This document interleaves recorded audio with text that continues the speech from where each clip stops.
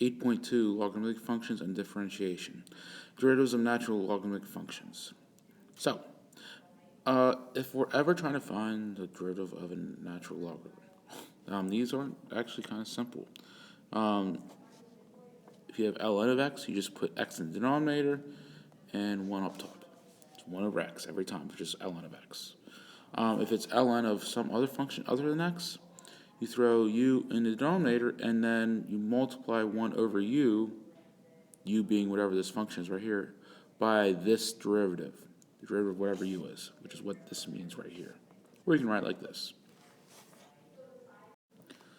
So let's do some examples with this, and you're going to see some of rules of our past that we need to remember in order to do these, okay? That's important. This case, not really too much of rules of past other than our power rule, right? So if we want to find a derivative of h of x, we throw 2x squared plus 1 on the denominator, and what do we put on the numerator? We put the derivative on the numerator. So derivative of 2x squared plus 1 would be 4x.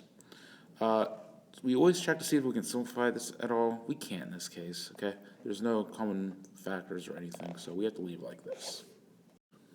This problem here is of rules past, because this is a chain rule problem, okay?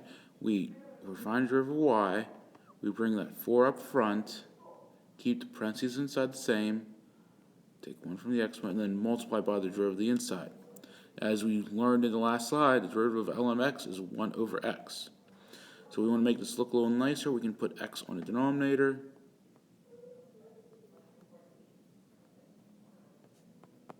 And there's your derivative. These are examples where the rules we learned in the previous chapter come into play. All right, so we have the ln of x divided by x squared plus 1. So I'm going to change this problem and expand it, because division we can make it subtraction. Ln of x minus ln of x squared plus 1. This is a lot easier to work with, right? Other than the division inside all that natural logarithm, we'd be having to do product rule and crazy stuff like that. Now this is much easier. Now if I want to find the derivative, the first part it should be pretty easy right now, right? 1 over x minus x squared plus 1 over 2x. Now, we do need to get a common denominator and make this one fraction. Hopefully you remember how to do that. So x squared plus 1 right here over x parentheses x squared plus 1 minus 2x squared over x squared plus 1 times x. So we got a common denominator, and I can subtract x squared minus 2x squared is going to be negative x squared, and then plus 1 over x parentheses x squared plus 1. There's nothing that can cancel out. There's no common factor, unfortunately, so we have to leave our answer as this. And this other one here is pretty easy, because hopefully you remember your power rule that you can just bring x squared up front times ln of e. What's ln of e equal to? 1. So you're finding the derivative of x squared, which hopefully you still remember how to do, because it will be 2x. And here are the rules whenever we don't have ln or base e. I would recommend jotting these down, and then we'll be able to talk about them. Just to be clear, this is an A right there, okay? It's ln of A everywhere you see ln. Yeah, so go ahead, jot these down, pause the video, and we'll discuss. All right, we're going to do 2 examples together. Once again, I picked problems that are going to need other rules. So we have log base 4 of 5x plus 1. So we're trying to find the derivative of that.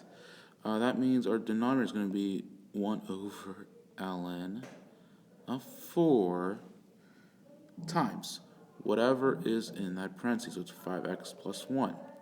If if we have anything other than x, we need to multiply the whole function by the derivative of that, which is going to be 5. So your answer is going to be 5 over ln 4 times 5x plus 1. The second one here, we have y equals t squared times 2 to the power of t. What are we going to do? We're multiplying, so you have to use product rule. So when we use product rule, 2t times 2 to the power of t plus t squared times the derivative of 2 to the power of t would just be ln of 2 times 2 to the t. The derivative of t is 1, so we don't need to multiply by the derivative of that. So let's clean that up a little bit. And by cleaning it up, I'm going to do some GCF. So each term has a 2 to the power of t. And it also, both terms, when I say both terms, I mean here and here, they both have a t. And then all the leftovers go here. And what are leftovers? 2.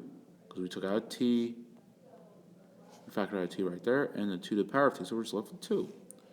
And we took out a t, so we're going to have plus t ln of 2. Boom. That's our answer. I appreciate you. I appreciate you watching. Please like and subscribe for more.